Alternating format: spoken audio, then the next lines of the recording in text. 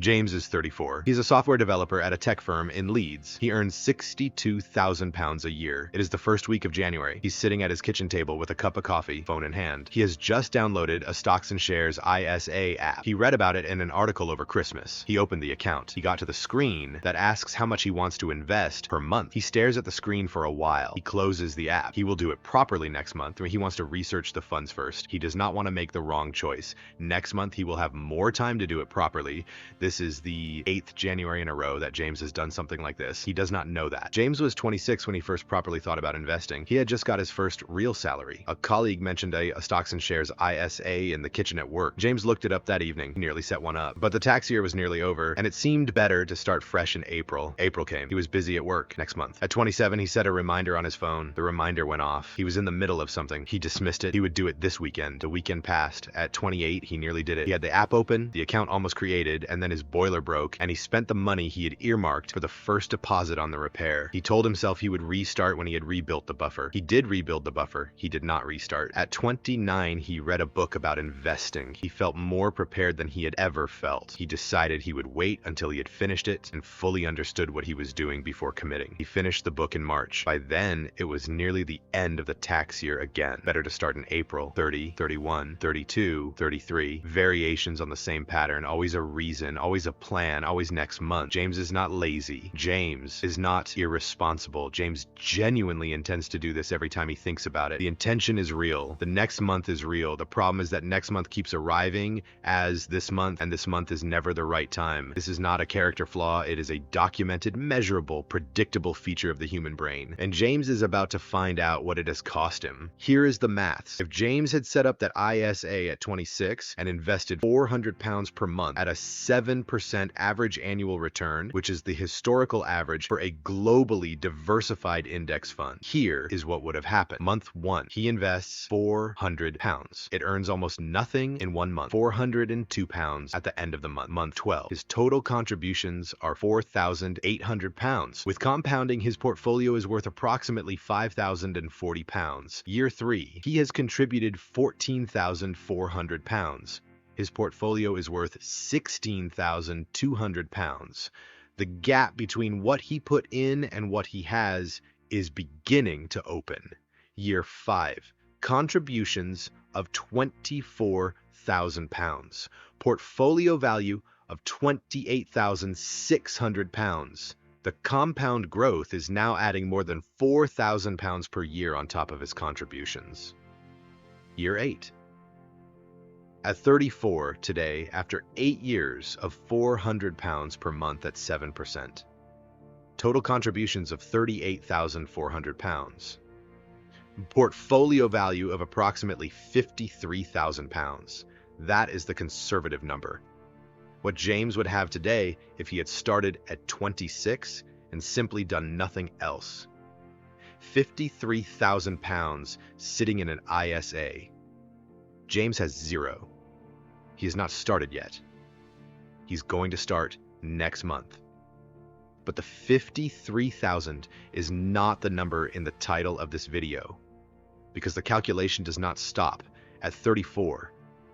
The calculation continues to retirement, to 65. Another 31 years of the same £400 per month at the same 7% return, starting from 0 at 34 instead of from 53,000 at 26. The difference between those two retirement pots, starting at 26 versus starting at 34, is £340,000. £340,000. That is what next month has cost James. Not once, 8 times. Now here is why James keeps doing this, and why you probably do too. The human brain does not apply a consistent discount rate to future rewards. It applies what economists call hyperbolic discounting. The further away a reward is in time, the less the brain values it, not in a straight line. The discount rate is steepest for the near future and flattens out for the distant future, which means the brain treats 1 month from now as dramatically less valuable than right now, but it treats 1 year from now and 2 years from now as roughly similar in value to each other. This is why James can easily imagine himself saving from January next year. That feels fine. That James is sensible, responsible, financially sorted.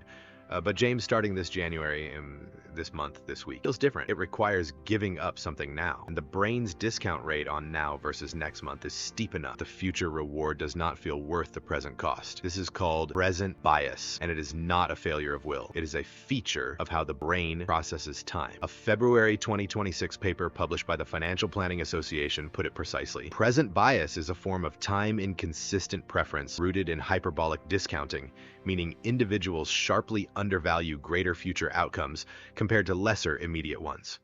James is not undervaluing his retirement. He values his retirement enormously. He is undervaluing the act of starting, and those are not the same thing. Here is the finding that makes this genuinely strange. If you ask James right now whether he would commit to investing £400 per month starting in January next year, he would probably say yes, genuinely, without hesitation. That future James is easy to imagine. That future James has sorted his finances out. James is happy to commit to being that person, but if you ask James to start this month, this week, today, he will find a reason why next month is better. Same amount, same James, same investment, same outcome, different time horizon, completely different answer. This is time inconsistency. What we plan to do tomorrow is different from what we actually do when tomorrow arrives. We make promises on behalf of a future self who turns out to have the same present bias as the current self who made the promise. The reason the pension exists as a product is precisely because of this paradox. When the UK government introduced automatic pension enrollment, it was built on one insight, that people would not opt in, but would not opt out. The inertia of the default is the only thing that overcomes the present bias toward not starting. James has a pension. He did not choose it. He accepted the default. It is the only financial decision that worked.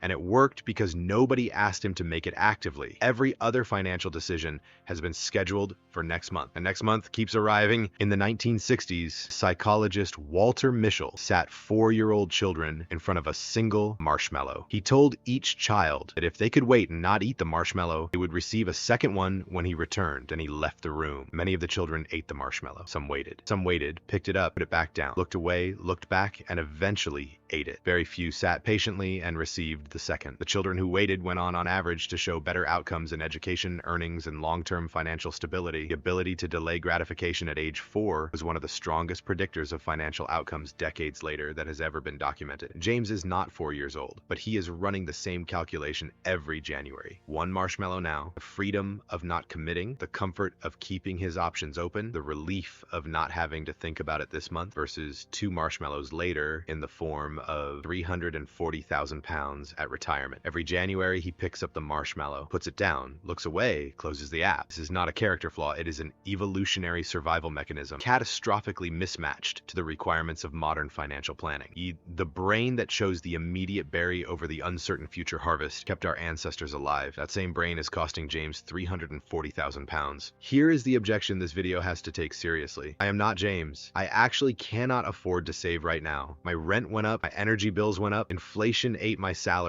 £400 a month is not an option for me. That is a real situation. And this video is not directed at people in genuine financial constraint. Real financial precarity is not present bias. It is the mathematical reality of not having enough. But here's what the research also shows. Present bias operates at every income level. High earners defer saving just as reliably as lower earners. James earns £62,000 a year. £400 per month is less than 8% of his take-home pay. He can afford it. He has always been able to afford it. The constraint is not financial. The constraint is the brain's inability to make the present cost feel worth the future reward. The research is consistent.